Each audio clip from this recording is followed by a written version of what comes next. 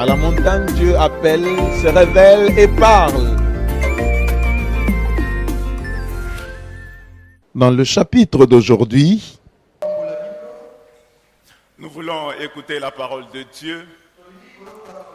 Et le thème de ce matin, nous l'avons intitulé « À la table de Joseph ».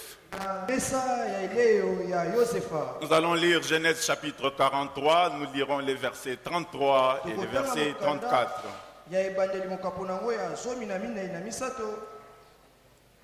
La Bible dit: les frères de Joseph s'assirent en sa présence. Le premier-né selon son droit d'aînesse et le plus jeune selon son âge.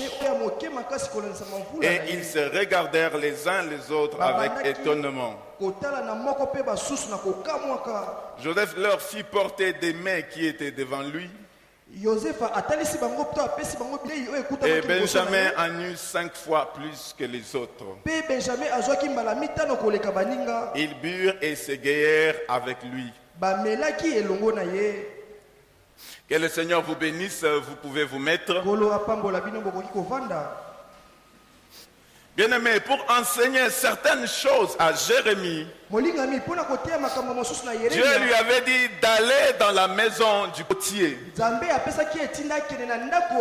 Et si une personne veut comprendre le mystère de la grâce, il lui suffit d'aller se tenir près de la table de Joseph et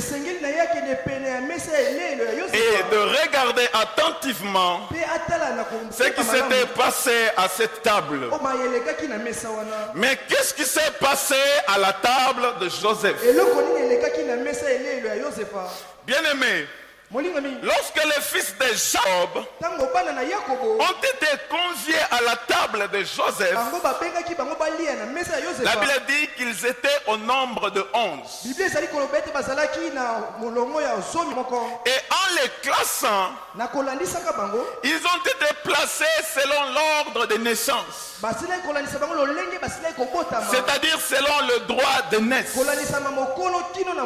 Et la Bible dit qu'ils se regardaient les uns les autres avec étonnement. Pourquoi? Parce que c'est comme cela qu'ils se mettaient à la table de Jacob. Donc, dans le détable, il y avait 11. Mais comment les 11 se mettaient? À la table de Jacob, c'était 1 plus 10. Parce que la loi disait, Deutéronome chapitre 21, verset 17, que l'aîné devait avoir plus que les autres fils. Quand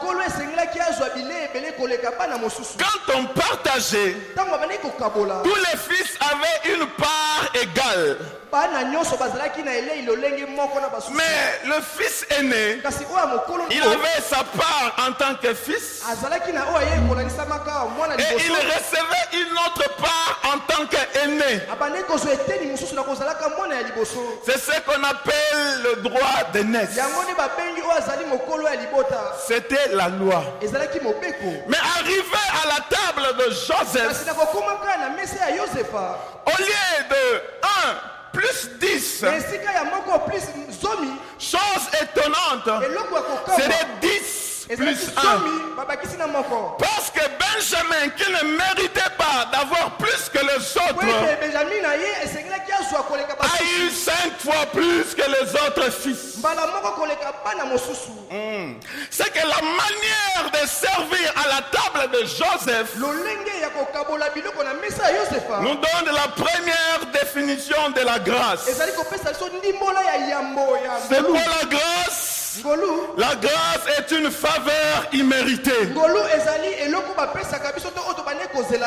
Je suis venu dire à une personne ce matin que ce que tu es, ce que tu as, ce n'est pas à cause de tes prières. C'est simplement par grâce.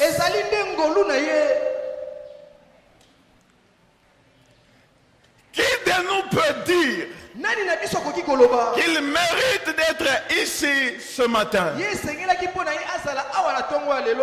Quand on regarde la manière dont tu as mené ta vie, qu'est-ce que tu as fait ou tu as donné à Dieu pour être chrétien? Comment expliquer que Dieu te permette d'entrer dans les lieux très saints? Ce que tu es, ce que tu as, ce n'est pas à cause de tes prières, c'est simplement par grâce. Vous savez, un jour Maman Sinfo nous a montré un monsieur. Il nous a dit que nous avons étudié ensemble. Il nous a dit qu'il était parmi les plus brillants de sa classe. Bien-aimé, si vous entendez ce monsieur vous parler par le dos, vous allez comprendre que ce monsieur est très intelligent. Vous allez comprendre que ce monsieur a beaucoup étudié. Mais si ce monsieur passait devant vous,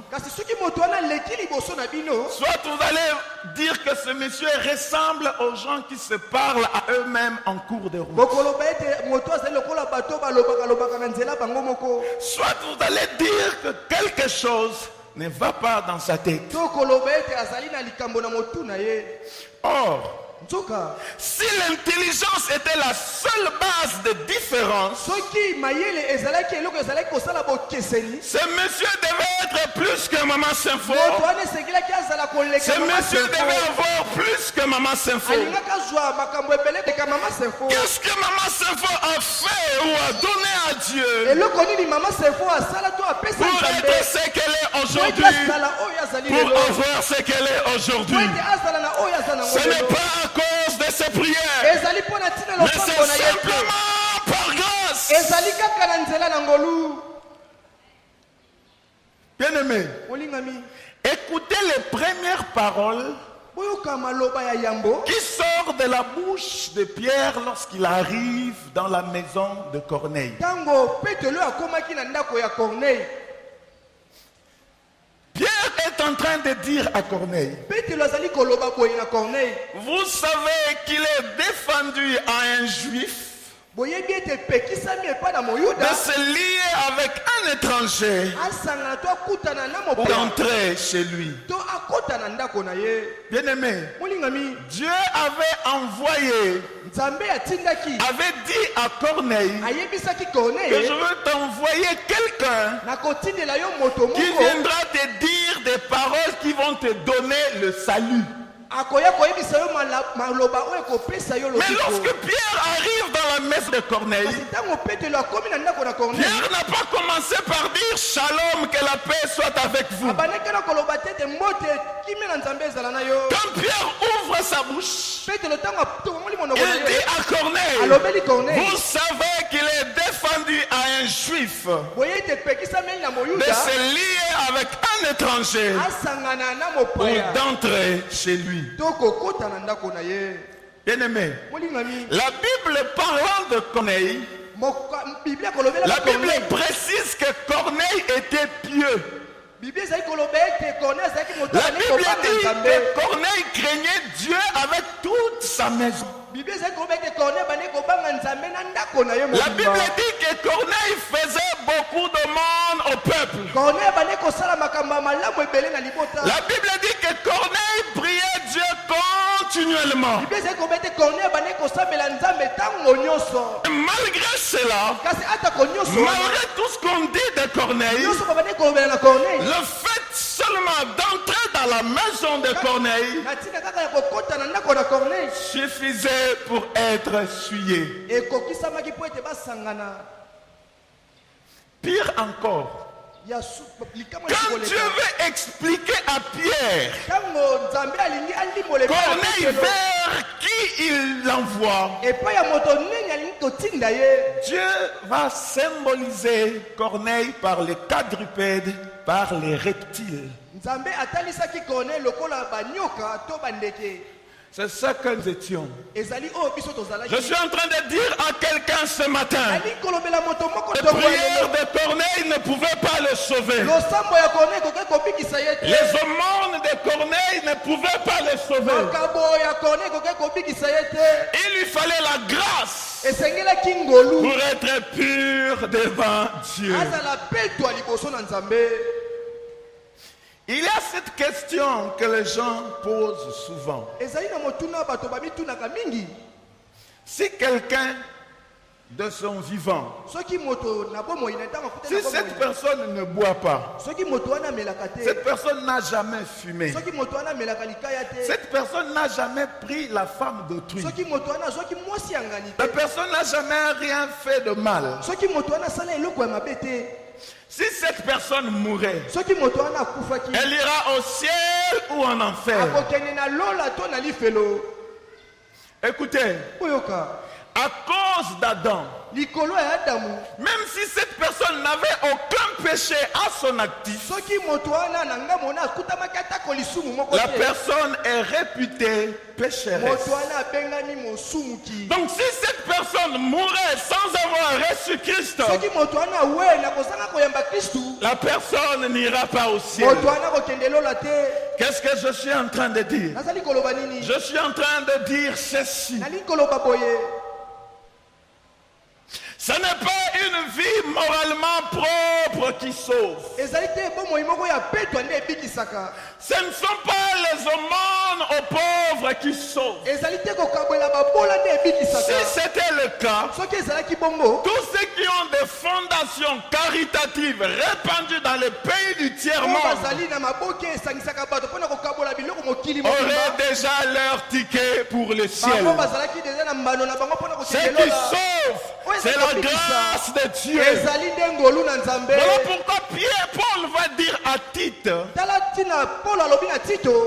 la grâce de Dieu, source de salut pour tous les hommes, a été manifestée. Je suis en train de dire à quelqu'un ce matin, seule la grâce nous donne une nature éligible au salut. Bien-aimé, vous savez qu'au temps de Jésus,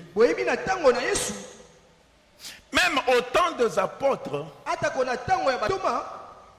dans le temple, le parvis a été compartimenté.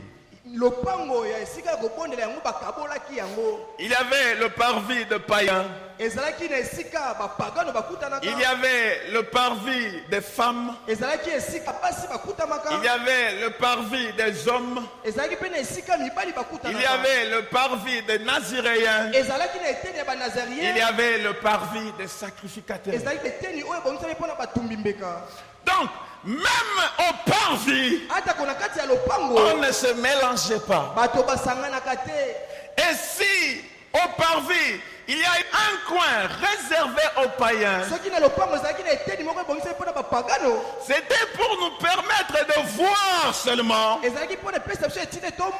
comment se déroulaient les fêtes de l'Éternel et le service dans le temple. C'est-à-dire que nous étions des spectateurs de la relation entre Israël et Dieu. Et si même Paul a été obligé de circoncire Timothée, c'est parce que Timothée était 50% juif, 50% grec. Sa mère était juive et son père était grec. Pour les juifs, La place de Timothée était au parvis des païens. Parce que pour les Juifs, Dieu était le Dieu de ceux qui sont 100% juifs. Gloire à Dieu. Car quand la grâce est venue, la grâce nous a pris du parvis des païens. La grâce nous a fait traverser le parvis des femmes. La grâce nous a fait traverser le parvis des hommes. La grâce nous a fait traverser le parvis des sacrificateurs.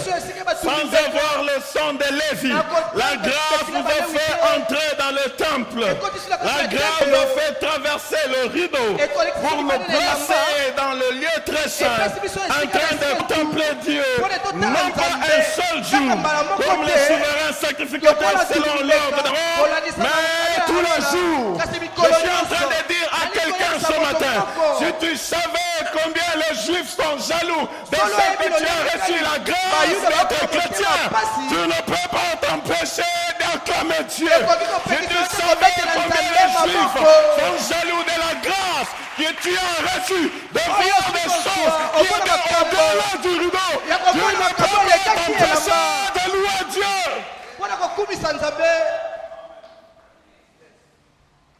Alors, si la grâce est une faveur imméritée, nous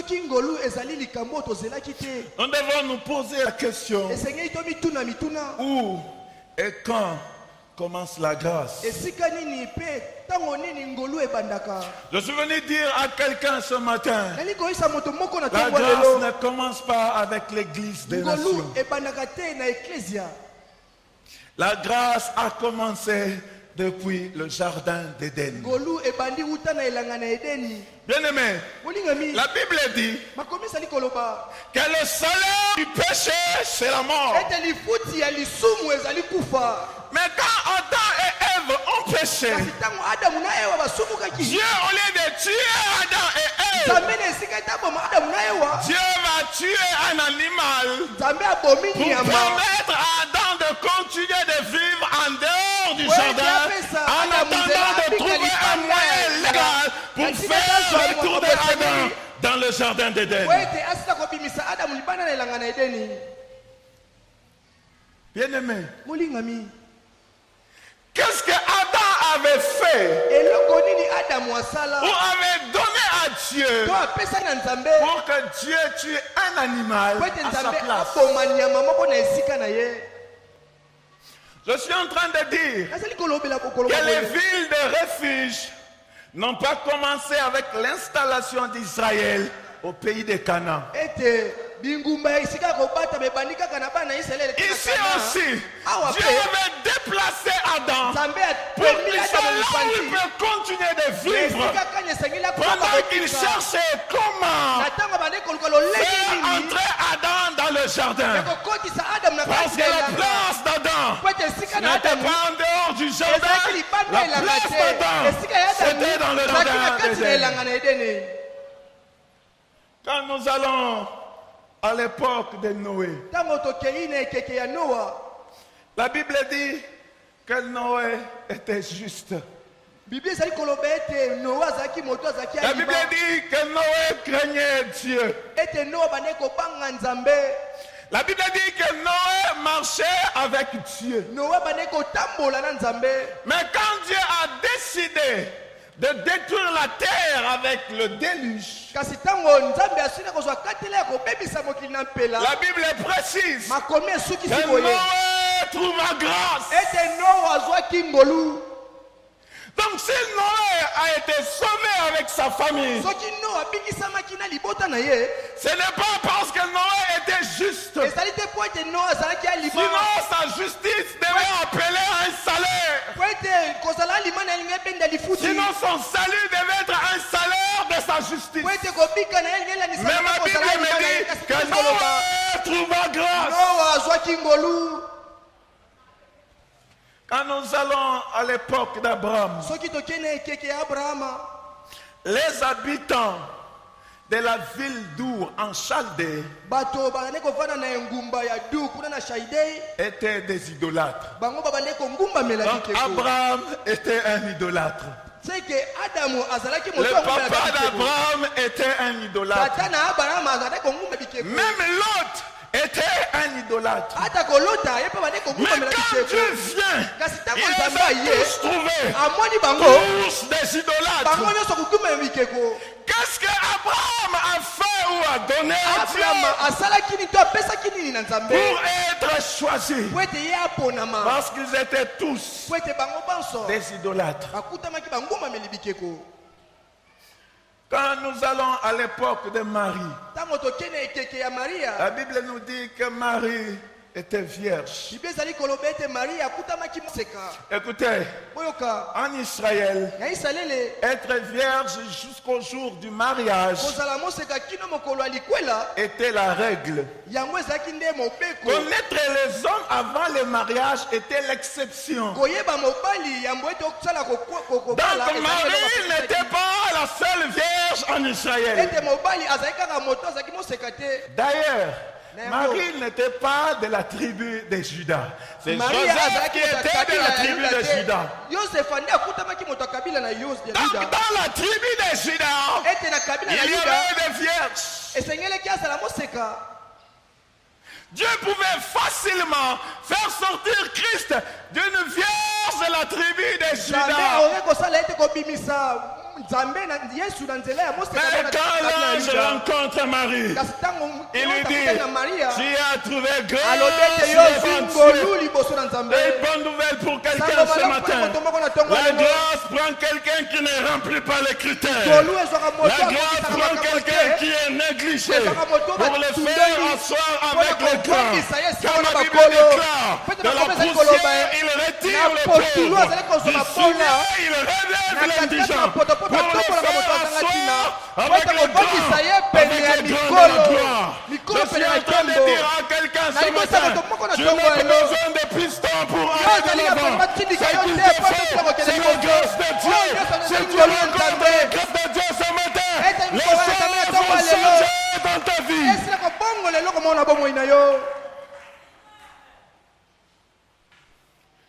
Autre chose. En classant les fils de Jacob selon l'ordre de naissance,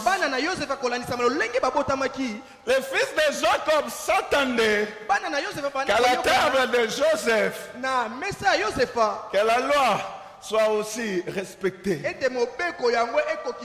C'est-à-dire que le premier-né aime plus que les autres. Mais arrivé à la table de Joseph, la loi a été inversée. Benjamin, qui ne méritait pas, a eu plus que les autres. Ce qui nous donne la deuxième définition de la grâce. C'est quoi la grâce? La grâce, c'est la loi inversée. La loi disait que nous étions impurs. Mais la grâce a dit à Pierre, ce que Dieu a déclaré pur, ne le considère pas comme souillé. La loi disait que l'adultère devait être lapidé. Mais la grâce a dit à cette femme, va et ne pêche plus. La loi disait que l'étranger en situation difficile avait sa place au milieu des esclaves pour glaner les épis de blé pendant la moisson. Mais quand la grâce est venue, la grâce a dit à Esther, je voudrais assurer ton repos afin que tu sois heureuse. Quand la grâce est venue, Esther qui s'asseyait avec les esclaves dans les champs, elle s'est assise avec le maître du champ. C'est une bonne nouvelle pour quelqu'un ce matin. Lelo ozokelela, mais l'obité. Tu ne me comprends pas. Amen. Je suis en train de te dire parce que ma Bible me dit les soirs arrivent les pleurs et le matin les cris d'allégresse.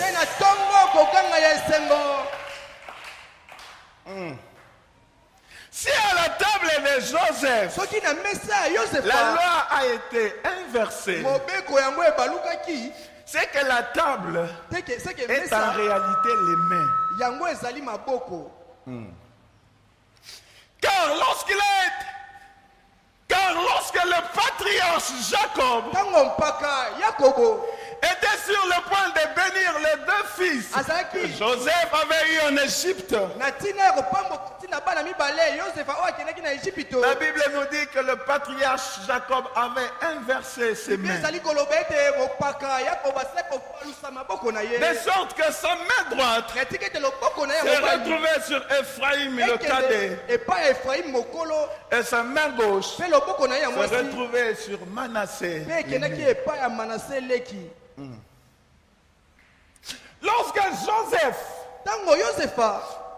a voulu s'opposer pour faire valoir le droit d'aînesse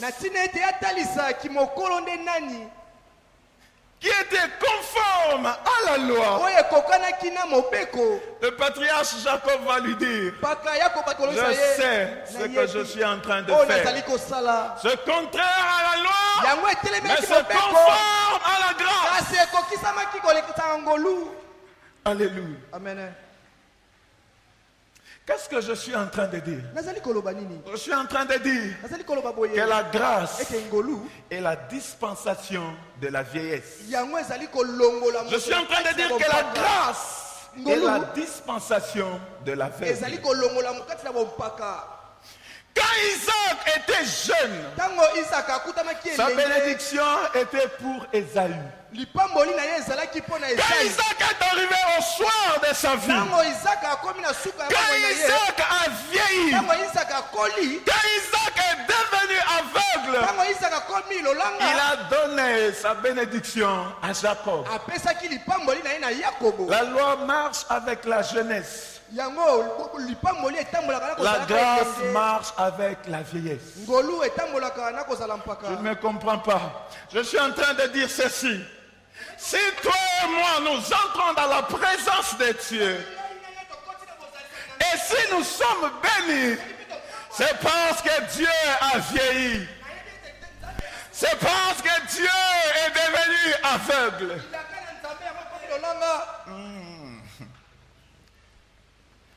Pour que Ephraïm soit béni, il fallait que Jacob devienne aveugle. Pour que Jacob reçoive la bénédiction d'Ésaü dans la tente d'Isaac, il fallait qu'Isaac aussi devienne aveugle. Je sais que c'est encore très fort. Je vais descendre.